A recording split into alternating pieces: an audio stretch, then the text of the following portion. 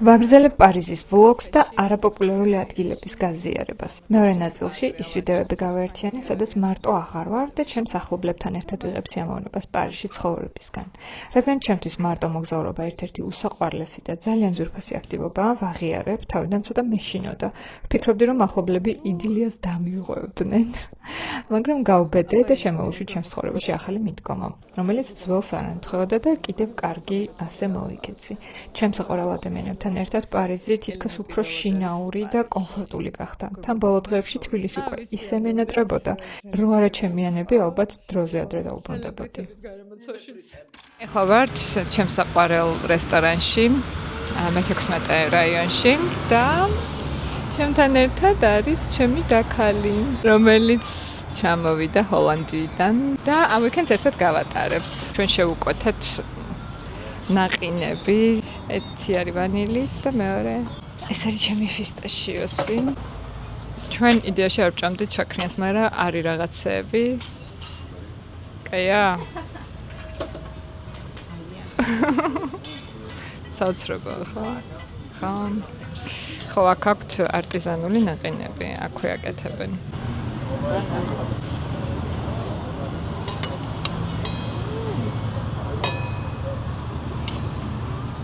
იცი რა მოგწონს? სანად ტკბილი არ არის. არ ჩვენი ხო? გასინჯო ფისტაშ კარგი და მე ვანიწყებ. მეორე დღეს ორსეს მუზეუმში წავედით და დავიმუხტეთ ახალი ენერგიებით. მუზეუმს ისეთი გავლენა აქვს ჩემზე, არ შემიძლია რამის შევადარო. ადამიანის შექმნილი სასწაულები განსაკუთრებულ ემოციებს აღმიძრავს და თან ერთნაირს კი არა, ერთმანეთისგან განსხვავებულს. მაგალითად, ახალი ნამუშევრის აღმოჩენა გამაოცებს და მაშეშებს იმ მომენტში, თითქოს დრო ჩერდება. როგორც მაგალითად ტულუს-ლოტრეკის ამ ნახატზე დამემართა. ნახატიც არაა, ეს არის რაღაც მუყაოს ნაგლეჯი 30-40 სანტიმეტრზე, სადაც კურტიზანი მისვენებულია საწყლზე. ნახატის სახელია მარტო. ალბათ ეს ნახატი ტულუს-ლოტრეკმა ზუსტად 10 წუთში შექმნა. ახლა ვართ ტულუს-ლოტრეკის დარბაზში, რომელიც მუშაობდა მულან რუშში და თან ხატავდა იქ მიმდინარე მოვლენებს, კონცერტებს, კაბარეს და ასევე ხატავდა აფიშებს მულან რუშის. და ძალიან, სხვათა შორის ძალიან დიდი პოპულარობით სარგებლობდა ქალებში. მიუხედავად იმისა, რომ იყო კვოჭლი და იყო 1.50 მ სიმაღლეში. ახლა განახეთ.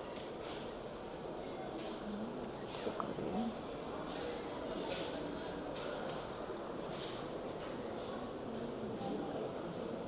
აი ეს მისი უდიდესი ნამუშევარი.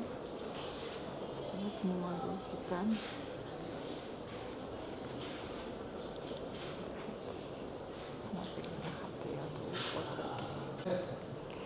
აი ეს ნახატი მიყვარს ტულუს-ლოტრეკის. ეს ნახეთ ერთი.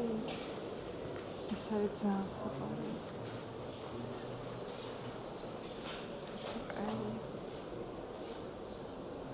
მე შოქში ვარ, ჩემი საყვარელი ნახატი.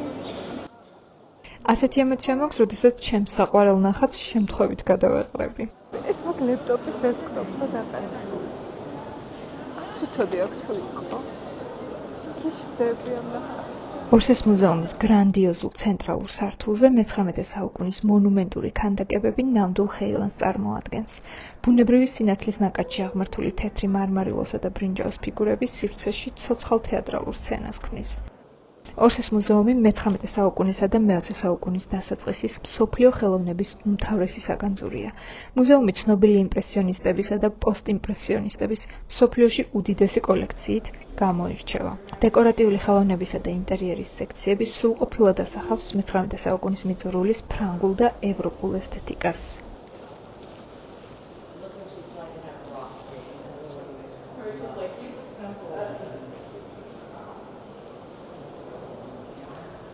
ამჟამად ორსესში არის გამოფენილი რენუარი. რენუარი ერთხელ ვნახე ბუდაპეშტში და საოცრება იყო.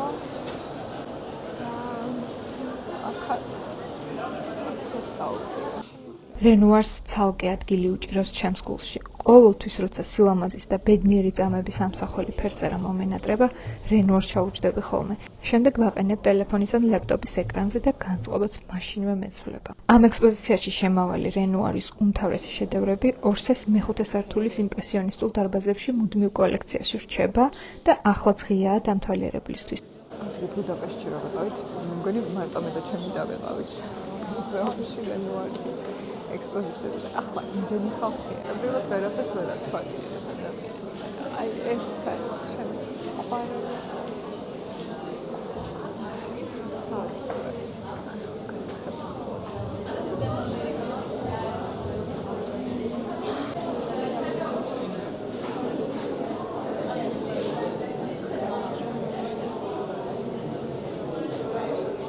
აქ არის რენუარის მუდმივი ექსპოზიცია. ნახეთ რა სილამაზეა.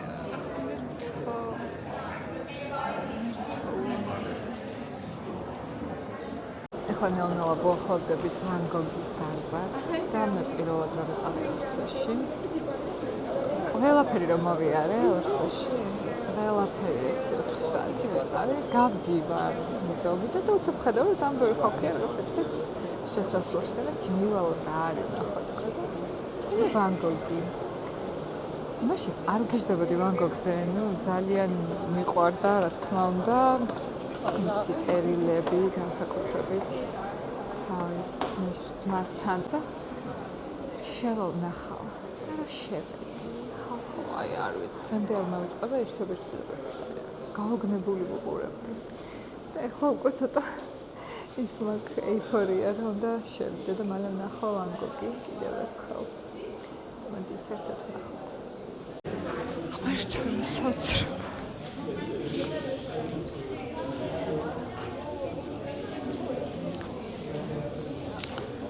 ღმერთო რა სასწაულია. ვან გოგი პირველი მხატვარია, ვისი შემოქმედების შეხედვისას ვიდირე. არც მონალიზას, არც მონეს, არც ბოტიჩელის არავის ეს ემოცია ჩემში არ გამოუწვევია მანამდე. ახლაც კი მეტირება, როცა საერთოდ ვიდეოს ვუყურებ.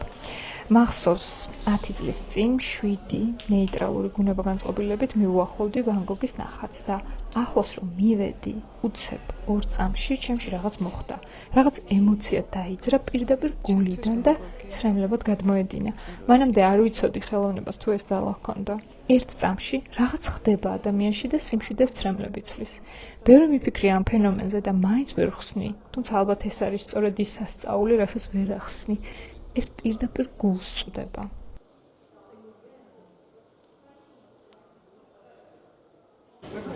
ეს უკვე მონე. ეს არის ლონდონის პარლამენტი. მხოლოდ მონეს შეეძლო ეს ცივი და მკაცრი არქიტექტურული მონუმენტი წმინდა ემოციად ექცია. მხატვრის ფუნჯი უსულო ქვასა და რკინას თბილ, თითქმის სულიერ არსებად გარდაქმნის.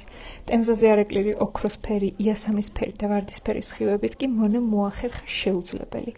ბრიტანული იმპერიის ძალაუფლების ეს მკაცრი სიმბოლო ადამიანურ სითბოსთან და უსასრულო ჰარმონიასთან დაეახლოვებინა. ეს კი იმპრესიონიზმის ერთ-ერთი ყველაზე ჰაეროვანი და ცოცხალი შედევრია. ქალი ქოლგით. აქ მთავარი სინათლის და ჰაერის მოძრაობაა. ქალის სახე თითქმის გაფანტულია, რითაც მხატვარი ფიგურას მთლიანად აერთიანებს ცასთან და ქართან. ქალი აქ ბუნების ცოცხალ ჰაეროვან ნაწილადაა აქცეული. გამომაკითხა ჩემმა დამ. მოიცი ახლოს. და ახლა მივდივართ სავახშმოდ. მოკლედ ყველა ვინც ჩამომაკითხავს, მიმყავს ამ ადგილას. ჩემი საყვარელი რესტორანია. ისეთი თლად ისეთი აღარ არის, როგორიც 10 წლის წინ იყო. მაგრამ მაინც საუკეთესოა.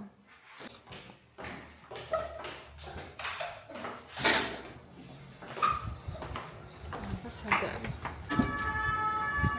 ტაქსი. ჯერ შორსაა. არის მისაღმთელო ვაფარო. მართლა არა ცუდია.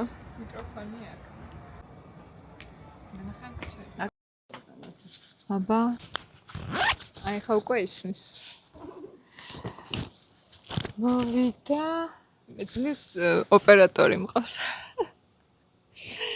ხალხო, ვლოგების გადაღება, როცა დასასვენებლად ხარ ჩამოსული, არ გამოდის. რამე მისთვის ნახე რა საყვარელი.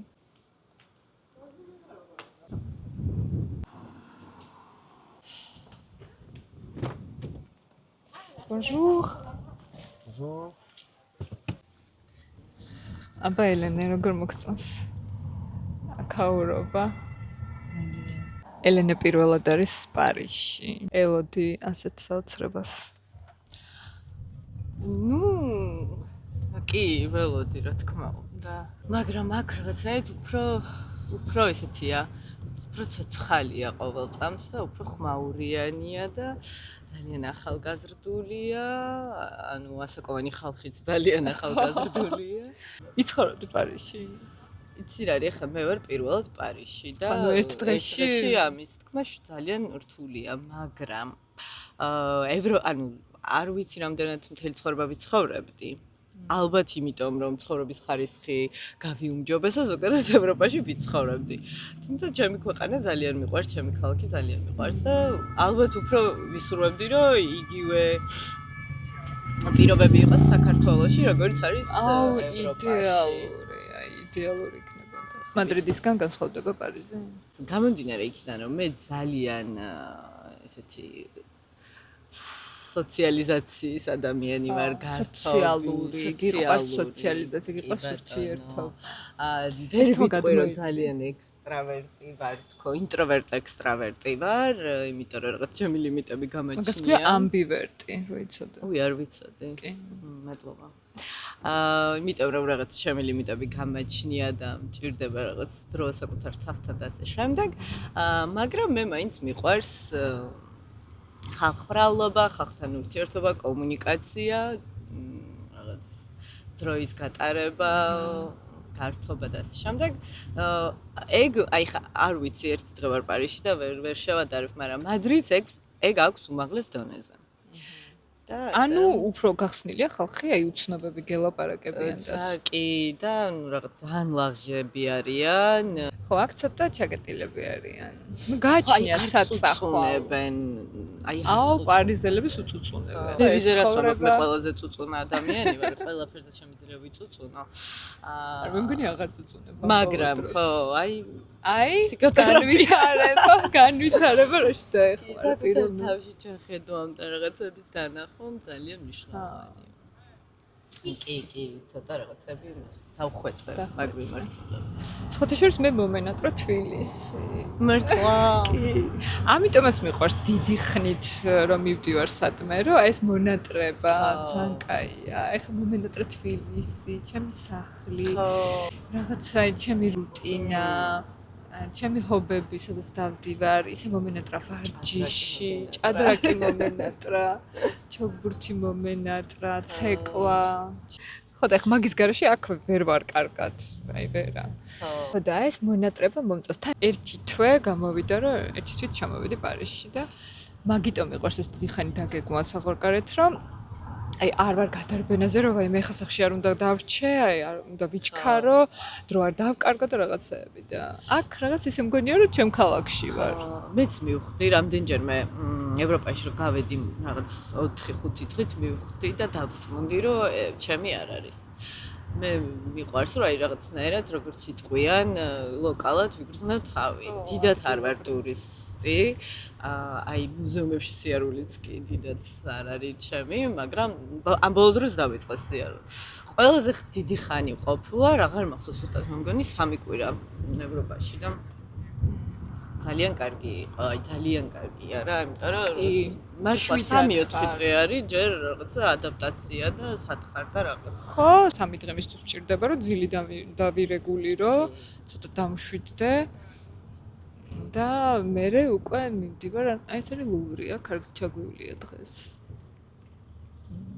ლამაზი ხედებია. ეს ხალ დავგეგმე? ეს ხალ დავგეგმეთ, მაგრამ მოდი ხოლოც არ გვინდა. აქ მერე წავიდეთ. Perfect, I will keep you updated. მოვედით ჩვენ საყვარელ რესტორანში, ეს არის Belle Epoque. აი მე მისამართი აღარ მახსოვს, მოკლედ Belle Epoque-ს რო ჩაწერთ, რუკა მოგიყვანთან ტაქსი. ნახეთ, ძალიან ლამაზია, უკან ეს იყო ადრე კაბარე. წლების წინ და შეინარჩუნა მოკლედ თავისი. Thank you. თავისი იერსახე და გახდა რესტორანი პარიზში. და აი ესეთი ლამაზი მაგიდა გვაქვს. ტერასაზე ვართ.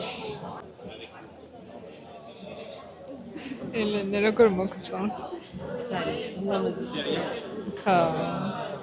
ჯერ შევუკვეთეთ ფუაგრა, რომელიც მოიტანეს აი ესეთ გემრიელად გაფიცკინებულ პურთან ერთად და ტკბილ ცხალთან ერთად. როგორც წესი ფუაგრა მოდის ხოლმე ჯემთან ერთად და ძალიან კაია.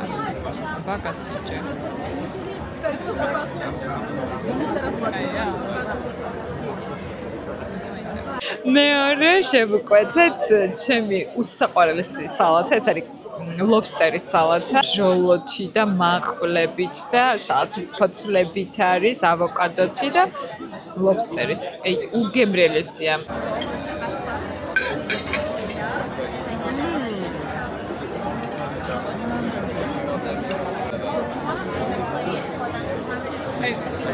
თარო ჭამდა, თარო ვიღებ. და ბოლოს შევუკვეთეთ აი ეს სტეიკი, medium rare, french fries-თან ერთად, კარტოფილთან ერთად. ეს რესტორანი თავის სახელს ამართლებს და ზუსტად აცოცხლებს მე-19 საუკუნეების მიწურულის პარიზულ ესთეტიკასა და შარმს. ჩემთვის განსაკუთრებით მიმზიდველია ისტორიული არქიტექტურა, რომელიც თანამედროვე ენერგიას ერწყმის. მოვედით სახლში.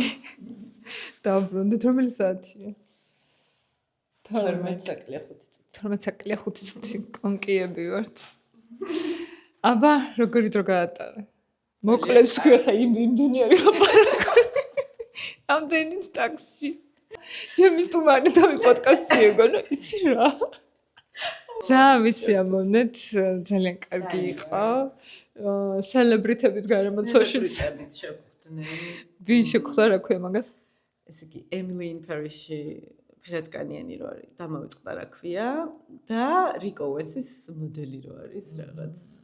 ძალიან ღმერთს რო გავს, აი რაღაც ეგეთი. ხო, და მოკლედ ჩვენ იქ ბევრი არ გადაგვიღია, იმიტომ რომ არ გვიყვარს ხალხის შეწუხება და ამიტომ ესე სიტყვაზე გვენდეთ. მოკლედ ეს ჩაიარა დღევანდელმა საღამო და ხვალ დაგიბრუნდებით. ნახეთ, იქ ხვალს ვინმე სელებრიტი შეხვდება. კარგა. დღეს ცოტა გვიან გავეღვიძეთ გვიშინდელის მერე და გამოვედით მარეში. ახლა ვართ ფილოსოფოს თუ რა ქვია ამ რესტორანს. აქ ამბობენ რომ ძალიან გემრიელი საჭმელია. ლე ფილოსოფ. და გვიპირობთ დავჭამოთ დღეს და გამოგვივიდა რომ საუზმე გაგვიცდა და პირდაპირ ლანჩი და გავაგრძელოთ დღე. მე იმდენი ხალხია და ისე ყვირს ეს ხალხი. დავიტკივა. მაგრამ რა შენა რა? არა გტკივდა და არ გესმის ჩემი. ნუ, მარე ძალიან საყვარელია, მაგრამ ჩემი არ არის ეს. შენ ხო? ძალიან ხალხმრავლობა, აი ძალიან. მე უფრო მშვიდი უკრები მიყვარს. უფრო ჩემი უფრო არის მე-6, მე-8 და მე-16. ნუ მე-16 ძალიან ყველაზე უკიდურესად ჩუმია და ცოტა მოსაწყენი შეიძლება იყოს, მაგრამ მაინც. შემდეგ გვეგმავთ ელაიას მუზეუმში ასლას, სადაც გამოფენილი იქნება მისი ნამუშევრები და ძალიან მაინტერესებს. მარეს ისტორიულ უბანში აზედინ ალაიას მუზეუმი უნიკალური სივრცეა, სადაც ტუნისელი დიზაინერის შემოქმედებითი მემკვიდრეობა და მისი პირადი სამყარო ცოცხლდება. მუზეუმი განთავსებულია იმავე შენობაში, სადაც დიზაინერი 10 წლეულების განმავლობაში ცხოვრობდა, ქმნიდა შედევრებს და მასპინძლობდა ხელოვნებისა თუ მოდის სამყაროს გამორჩეულ ფიგურებს. მინის თაღოვანი სინათლით სავსეში დაეზოდა ინდუსტრიული არქიტექტურა ინტიმურ ატმოსფეროს ქმნის, სადაც თითოეული ექსპონატი ალაიას გენიალური ხედვის დემონსტრირებაა. მუზეუმში გამოფენილი ალაიას სამოსი სკულპტურული შედევრებია, სადაც მისი ოსტატობა მკაფიოდ ჩანს. იდეალურად მოარგოს ქსოვილი ქალის სხეულის ხაზებს. ტანისამოსის მოქანდაგეთ წოდებული დიზაინერის ნამუშევრებში გამოიყენება უნაკლოდ გამოჭრილი ტყავი, ელასტიური ქსოვილები და რთული გეომეტრიული დრაპირება, რაც სამოსს არამხოლოდ ესთეტიკურ, არამედ არქიტექტურულ ზალას ანიჭებს. მუზეუმის მეორე სართულზე შეძლებთ შეიჭრიდოთ ალაიას სამუშაო ოთახში, სადაც მისი გარდაცვალების შემდეგ ყველაფერი ხელუხლებლადაა დატოვებული. მისი სამუშაო მაგიდა, ის კაბა, რაზეც ბოლოს მუშაობდა, ნივთები, ინსტრუმენტები, ფოტოები, ყველაფერი ხელუხლებელია. აქვე გამოფენილია ალაიას და ფოტოგრაფ პიტერ ბერდის კენიაში მოგზაურობის ისტორიული ფოტოები, რომელიც შემდეგ ელ ფრანკსმა დაბეჭდა. ამ ფოტოსესიაში საოცარი კონტრასტი მოგჭრით თვალს, სადაც პიტერ ბერდის ველური, უმართავი სტილი და აზედინ ალაიას მათემატიკურად ზუსტი მაღალი მოდა ერთმანეთს ეჯახება. ბერდს არ სურდა სტანდარტული, გლამურული სტუდიური გარემო. მთავარი იდეა იყო ალაიას მჭიდრო ელასტიური კაბების პირდაპირ აფრიკულ მტვერში, ობელისკებსა და ველურ ბუნებასთან სინთეზში ასახვა.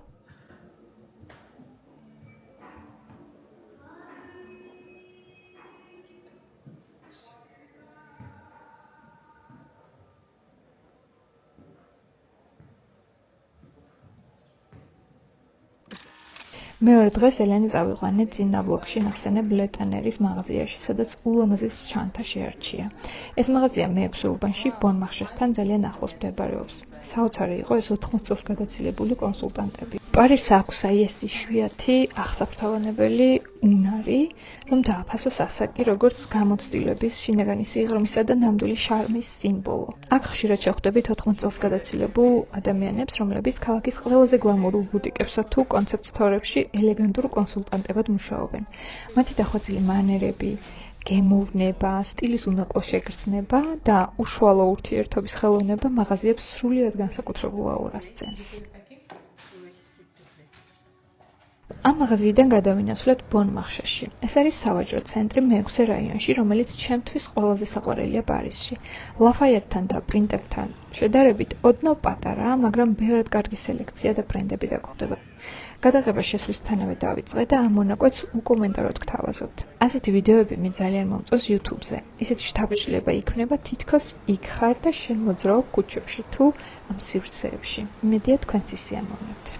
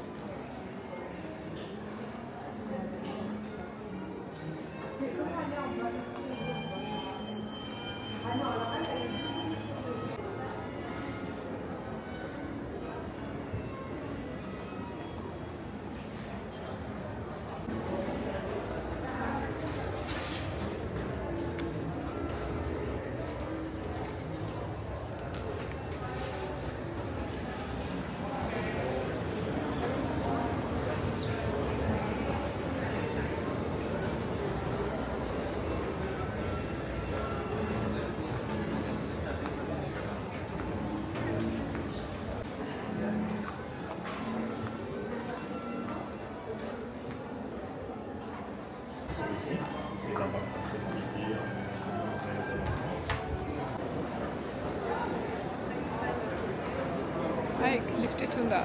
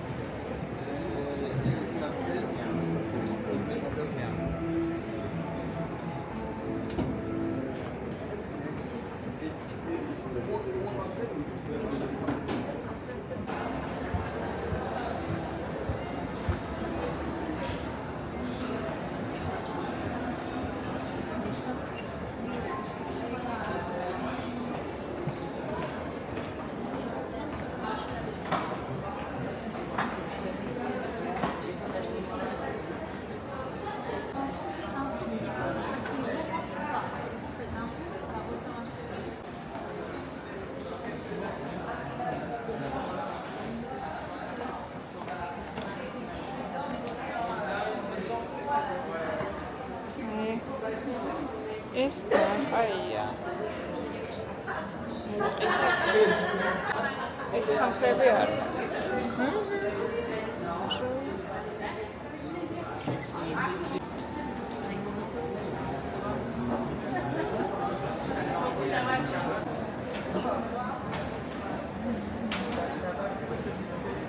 აია. ბუმბუმ მილკი. ბუმბუმ მილკი. არგინა შეიცვალა.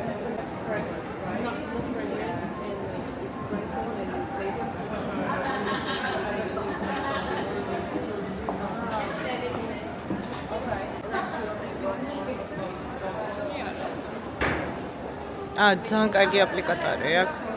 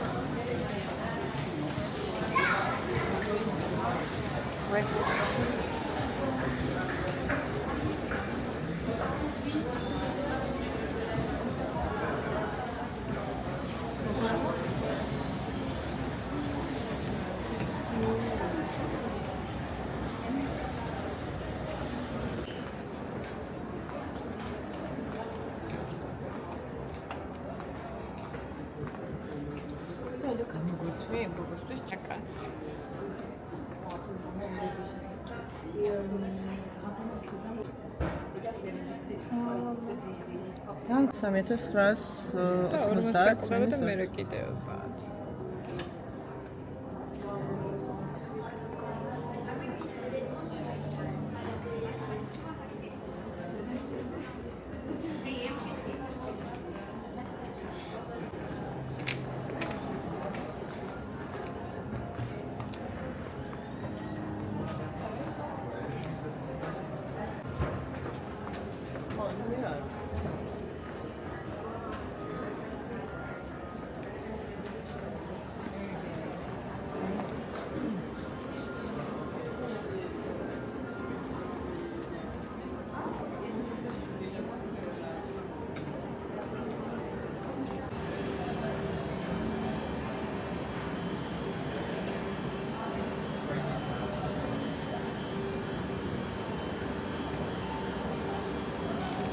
ზუსტად ამ ხავა ტერიტორიაზე განთავსებული ულამაზარი გასტრონომი აქვს ბონმარშეს, რომელიც ყველაზე დიდია, რაც კი მინახავს ოდესმე.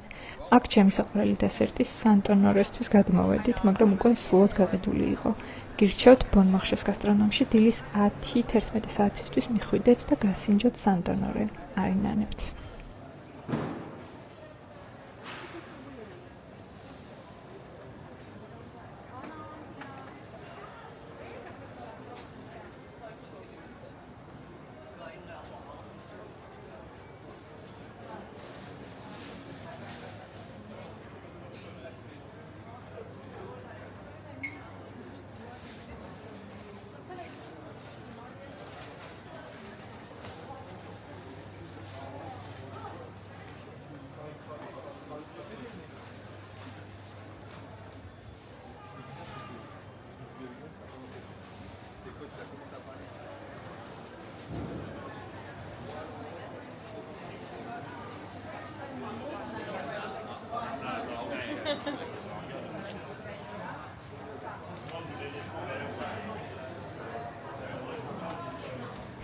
ბონმარშედან ცოტა გამოვისეინეთ ფეხით და მე-6 რაიონის შემსაყვარელ ბარში გავჩერდით დასახემსებლად.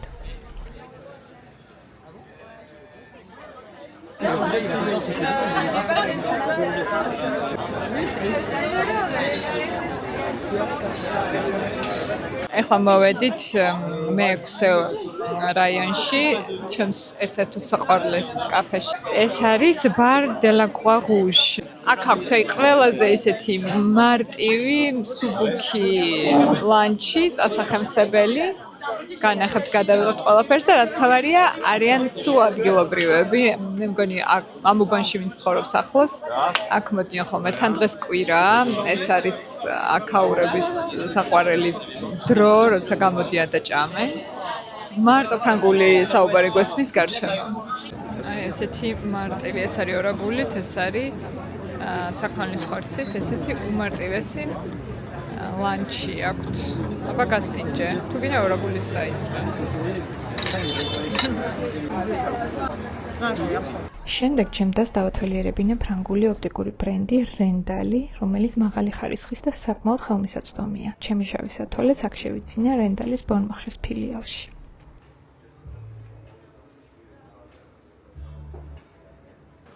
ამავე რაიონში სან-ჟერმანზე დაგხვდება ცნობილი კაფე დე ფლორი და კაფე დუ მაგო.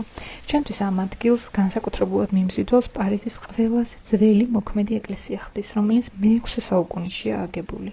ეს ადგილი ის გამონაკლისის შემთხვევა, როცა ტურისტების სიმრავლის მიუხედავად მაინც ძალიან მიყვარს და ამიტომ კამერას არ ვთიშავ და თქვენს შეგასეირნებთ.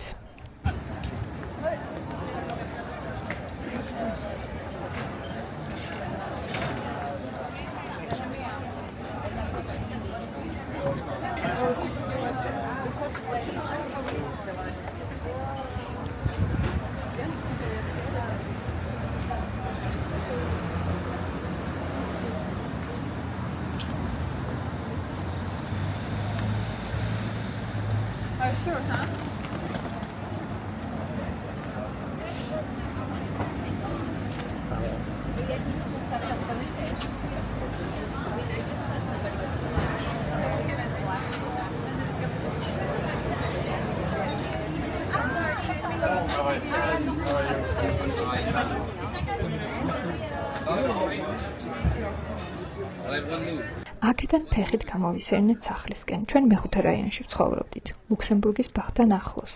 ეს ყველაზე დიდი ბაღია პარიზში. ტულიერებისგან განსხვავებით, აქაურობას ძირითადად ადგილობრივები სტუმრობენ. ლუქსემბურგის ბაღიც და ეს სასახლეც მე-17 საუკუნეში საფრანგეთის დედოფალ მარია მედიჩისთვის აშენდა. დღეს ამ შენობაში საფრანგეთის სენატია განთავსებული. ლუქსემბურგის ბაღში ბევრი ულამაზესი კუთხე დაგხვდებათ, განსაკუთრებით ლამაზია შადრევნები, ხეივნები. ჩვენ გავიმართლა კიდეც და სრულიად შემთხვევით სიმფონიური ორკესტრის კონცერტსაც დავესწავით ღია ცის ქვეშ.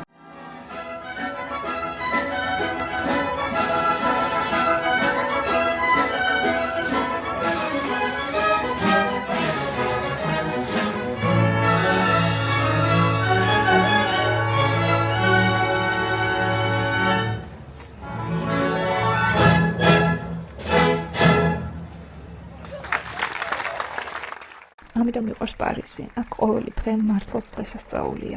გაითვალისწინეთ, რომ ლუქსემბურგის ბაღი ზაფხულობით საღამოს 10:30-ზე იკეტება, ხოლო ზამთარში 5:30-ზე.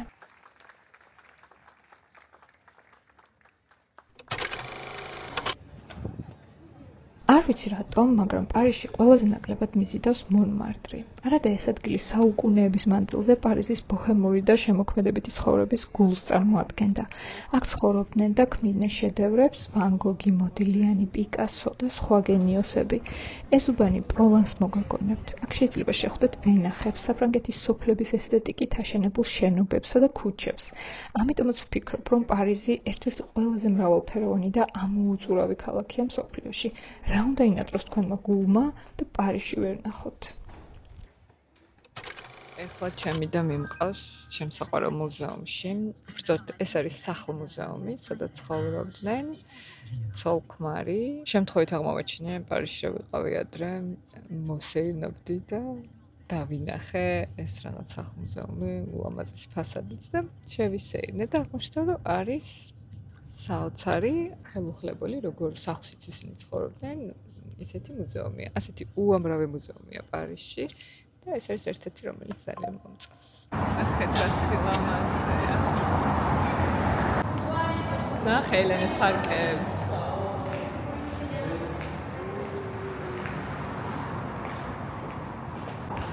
ნახე, ეს ჯერ სახლში არ შევსულა. შენობა ეკუთვნოდათ ბანკირ ედუარდ ანდრესა და მის მეუღლეს ცნობილ პორტრეტისტს ნელი ჟაკმანს. სადარბაზო ფაქტობრივად სახლის. ესე იგი, აქედან შემოდიოდა ალბათ კარეტა, ჩვენ ბილეთები იქ ვიყიდეს და ესე ამოდიხარ სახლის შესასვლელისკენ, ეზოში. ხო, წამომყევით. ეს რო არის შენი სახლი. რატომ მიყვარს ეს მუზეუმი? ხალხი არასდროს არ არის, სიჩუმეა, ტურისტები თითქმის არ არიან. არიან სუფაი ფრანგული ლაპარაკი გვესმის ახლაც. და ალბათ ფრანგები ჩამოდიან პარიზში და მოდიან ათვალიერებენ. რა თქმა უნდა, ტურისტებიც იქნებიან, მაგრამ ძალიან ცოტა ხალხია. და წამოდი ხა შევიდეთ.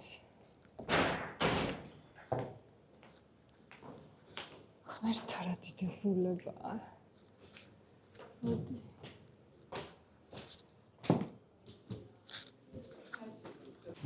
ანუ თელი მუზეუმი არის სარკე. აქ რო ვიყავი, ჩვენ სახში რემონტი რო გავაკეთეთ, ამის ინსპირაციით გავაკეთე კარებში. სარკეები კი კი, ეს არის. ცოლ-ქმარმა მთელი თავისი ცხოვრება და უზარმაზარი ქონება მსოფლიოს გარშემო მოგზაურობასა და ხელოვნების იშვიათი შედევრების შეგროვებას მიუძღვნა. ეს არის ჰოლი. ჰოლიდან პირდაპირ გრანდ სალონში შედიხართ, სადაც წვეულებები იმართებოდა. ნახევარწრიული ფორმის დარბაზი მოძრავი ტიხრების მეშვეობით უერთდებოდა მეზობელ მუსიკალურ სალონსა და სადღესასწაულო ოთახებს, რაც მასპინძლებს საშუალებას აძლევდა ერთდროულად 1000-ზე მეტი სტუმარი მიეღოთ. თურმე ქორწინებიდან ერთ წელიწადში ნელიმ დაითანხმა მეუღლე, რომ მემოგზაურათ ევროპაში და ახლო აღმოსავლეთში, რათა აუქციონებზე შეეძინათ ულამაზესი ნივთები ინტერიერისთვის და ხელოვნების ნიმუშები. გრანდ სალონის ჭერი ფრანგი მხატვრის ჟან-ბატისტ პერონის მოხატულია. ოქროსფერ და ცისფერ ტონებში შესრულებული ეს როკოკო სტილის კომპოზიცია სივრცეს ზრდის, ჭერს ჰაეროვნებას ძენს და იდეალურად ერწყმის დარბაზის მოოქროულ დეკორს. აქედან გადიხართ პატარა დარბაზებში, სადაც შემორჩენილია ეპოქალური ავეჯი, უძვირფასესი გობელენები და დეკორატიული ხელოვნების ნიმუშები, რაც ქმნის განცდას, თითქოს მასპინძლებმა სახლი მხოლოდ რამდენიმე დღით დატოვეს. ნელის და ედუარდს ცალ-ცალკე ჰქონდათ მოწყობილი ქალების მისაღები და მამაკაცების მისაღები. ახლა ქალების მისაღებ ოთახში ვართ. ეს არის ბუდუარი, სადაც ქალები ჭორხობენ.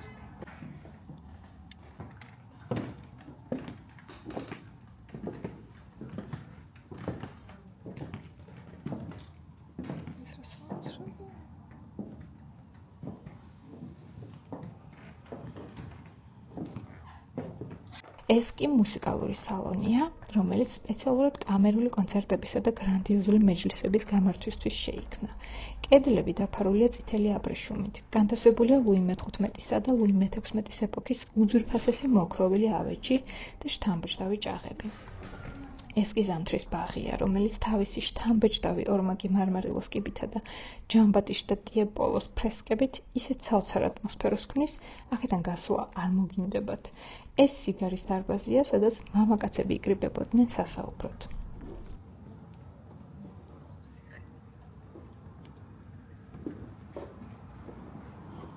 ცოლ-ქმარი თითქმის ყოველ წელს მოგზაურობდა იტალიაში და სასახლის მეორე სართული ისე ჰქონდათ მოწყობილი, რომ იგი ვენეციურ და ფლორენციულ გალერეებს დამსგავსებოდა. მეორე სართულის კოლექცია რამდენიმე ძირითად დარბაზად არის დაყოფილი. ქანდაკებების დარბაზი, ფლორენციული გალერეა, სადაც ბოტიჩელის მადონა და ყრმა არის გამოფენილი და ვენეციური დარბაზი. ხელოვნების ნიმუშების გვერდით აქ აღსანიშნავია რენესანსის ხანისთვის დამახასიათებელი კესონური ჭერიც. ეს კესონები ხისგანაა გამოკვეთილი და მოოქროვილია. ასეთი არქიტექტურული ატმოსფერო იდეალურად ერწყმის დონატელოს, ბოტიჩელისა და მანტენიას შემოქმედებას. ჟაკმან ანდრეს მუზეუმი რეგულარულად მასპინძლობს მსოფლიო დონის დროებით ექსპოზიციებს. ჩვენს ვიზიტს დაემთხვა ესპანური ხელოვნების ოქროს ხანისადმი მიძღვნილი მასშტაბური გამოფენა ბაროკოს დიდებულება ელ გრეკოდან ველასკესამდე. ეს იყო საოცარი ექსპოზიცია, რომელიც ნათლად წარმოაჩენს ესპანეთის იმპერიის კულტურულ მასშტაბს. ევროპული და ლათინოამერიკული ბაროკოს ეს იშვიათი სინთეზი მნახველს საშუალებას აძლევს თვალი ადევნოს ესპანური კულტურის გლობალურ გავლენასა და განვითარების იმ გზას, რომელმაც მსოფლიო ხელოვნების ისტორიაში ერთ-ერთი ყველაზე შთამბეჭდავი ეპოქა შექმნა.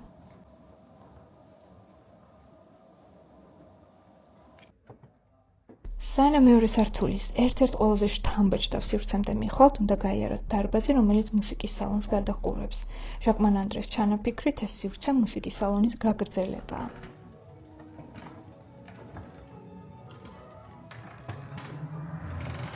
ეს კი ზამთრის ბაღსა და ცენტრალურ კიბეზე გადასახედი აევანი გალერეაა, რომელსაც იტალიელი ოსტატის ჟან-ბატიშტ ტიეპოლოს მიერ შესრულებული გრანდიოზული ფრესკა ამშვენებს. ეს ნამუშევარი, რომელიც საფრანგეთის მეფის ანრი მესამის ვენეციურ ვიზიტს ასახავს, ედუარდ ანდრემ და ნელი ჟაკმანმა იტალიაში მოგზაურობისას შეიძინეს და ვენეციიდან პარიზში დიდი სიფრთხილით გადმოიტანეს. ეს რო არის შენი სახლი. და აქ რო იპატიები სტუმრებს და მართაც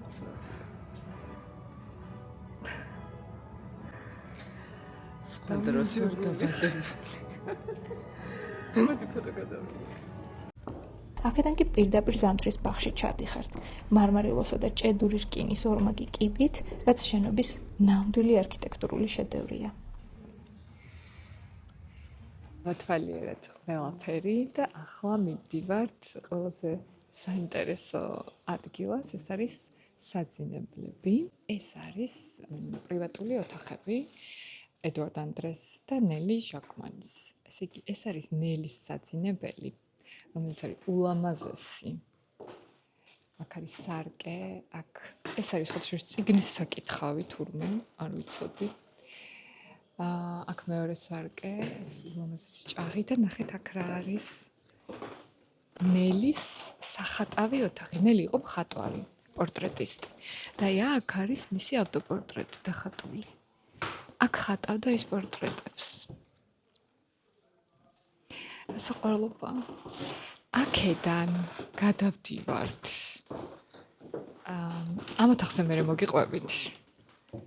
ეს ძალიან საინტერესო ოთახია. აქ არის ედვარდის საძინებელი. ანუ პირველად აქ რო ვიყავი, პირველად ვნახე ცალ-ცალკე საძინებელი ცოლის და ქმრის. ანუ მეგონა ეს მხოლოდ მეფეებისთვის იყო და რაც ვერსალში იყო და თუნდაც ჩვეულებრივ სახლებში, ეს ჩვეულებრივი სახლი არ არის, მაგრამ ჩვეულებრივ სახლებშიც ესე ყოფილა. ეხლა ეს საძინებელი არის ცოტა salmon pinks რო უწოდებენ რაღაც. მუქი ცოტა დაბურული ვარდისფერებში, თურმე ნელი, როდესაც გარდაიცვალა მისი მეუღლე, გადააკეთა ეს საძინებელი და გადაღება აი ამ ფერებში. აი აქ არის რაღაცა ღია, არ ვიცი ეს რა ფერია. მოვარდისფრო, ეს მოცისფრო, მომწვანო მოცისფრო და აქ არის პორტრეტი, ესეც ნელის დახატული პორტრეტია, მე მგონი მეც გადავამოწმებ. არა, ნელის დახატული არ არის. ეს არის ედვარდის დედინაცვლის პორტრეტი. და სხვადასხვა ედვარდის საძინებელშია აბაზანა. ალბათ იზიარებდნენ ამ აბაზანას. აი აქ არის ეს ჩასაწოლი აბაზანას ჩანს. და სულ სკამები და ეს მთელი ნივთები რაც საჭიროა და რაც შეეხება ამ ოთახს. ამ ოთახს ქვია ანტიშამბრ. ანუ როდესაც იღვიძებდნენ დილას, აქ ხვდებოდნენ ნელი და ედვარდი ერთმანეთს. აქეთ იყო მათი სათამაშო ოთახი, აქ არის ეს ნარდის მაგიდა, აქ ისვენებდნენ, საუბრობდნენ, საუზმობდნენ. აი ესეც ნელის პორტრეტია, ეს არის ედვარდ ანდრე ბავშვობაში. და საინტერესო ის არის, რომ ნელი იყო 39-ის, როდესაც გაყვა ცოლად ედვარდ ანდრეს, ედვარდ ანდრე იყო 47-ის და მათ შვილი არ ყოლიათ და გარდაცვალების შემდეგ მთელი თავიანთი ქონება დაუტოვეს ფრანგ ხალხს. აი ესეთი ისტორიაა ჟაკმან ანდრეს შესახებ. ეს არის უკვე რესტორანი, უბრალოდ კაფე, სადაც აი აქ არის საყვარელი ტერასა და აქ შეგვიძლია ყავა მივირთვათ და წავიხაროთ. მაგრამ ჩვენ აქ არ გავჩერდებით. სხვა რესტორანში გადაიმოცოთ. ასეთი იყო ჩვენი მოგზაურობა ჟაკმან ანდრეს მუზეუმში. მუზეუმიდან ფეხით გამოვისერინეთ და შევუერთდით ელენეს ახლობელს, რომელიც პარიზელია და ჩემადამ თბილისში მეგობრების წრეში გაიცნო. კლემანმა სენის სანაპიროს ერთ-ერთ ეგრეთ წოდებულ გემზე დაუპატიჟა სასმელებზე, საიდანაც შემდეგ სავახშმოდ უნდა გადავინაცვლოთ. პარიზელებს ასეთი ჩვევა აქვთ. ჯერ აპეროსთვის, ანუ სასმელისთვის იკრიბებიან და შემდეგ სავახშმოდ სხვა ადგილას გადაინაცვლებენ ხოლმე. სენის სანაპირო ჩემთვის რატომღაც თინეიჯერულ გასართობ ადგილთან ასოცირდებოდა ყოველთვის. რა თქმა უნდა, მოზარდების საყვარელი ადგილიცაა, მაგრამ აქ ნებისმიერი თაობის წარმომადგენელს შეხვდებით. ესე იგი, თავიდან ვფიქრობდი, რომ ცოტა ესეთი ახალგაზრდული იქნებოდა და არ მომეწონებოდა, მაგრამ ეხლა ისე მომწონს, აქ ძალიან კარგია. საერთოდ არ არიან ზააპატარები, ჩვენ ხელები, ჩვენზე დიდებიც არიან და რა კარგი იქნებოდა ეხლა ესეთი თბილისშიც რო გაკეთდეს. აი თელ ჩაყოლებაზე სულ ესეთი ადგილებია და ყველგან უამრავი ხალხია, ჩვენ 15 წუთი ველოდებოდით რომ მოეცათ ეს კამერა. ძალიან კაი. მე არ ვსვავ ალკოჰოლს, ის ჩემია, ისე რომ იცოდე. ჩემი პერიერი ეს არის. მე ვსვამ გაზირებულ წყალს. ისე მოვუყვებით სენის სანაპიროს, ძალიან ლამაზია ეს მზის ჩასვლა. და ფეხით უნდა წავიდეთ პალედუტო კიოსკენ, სადაც უნდა ვივახშმოთ.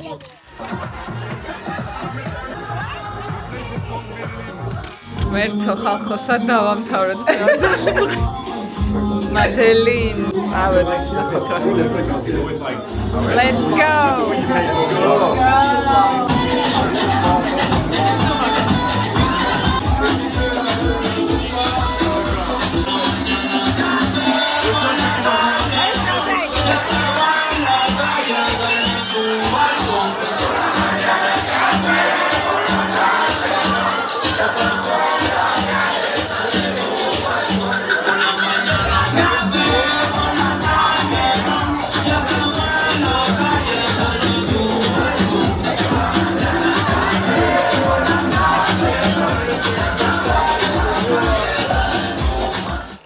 დღეს აქ მშვიდობებით და მომავალ ორშაბათს ბოლო ვლოგს შემოგთავაზებთ, სადაც გაგაცნობთ პარიზში მცხოვრებ ქართველებს. ველოდებით თქვენ შთაბეჭდილებებს კომენტარებში. ასევე მოიწყენეთ ეს ვიდეოები, თუ თქვენთვის საინტერესოა. დროებით.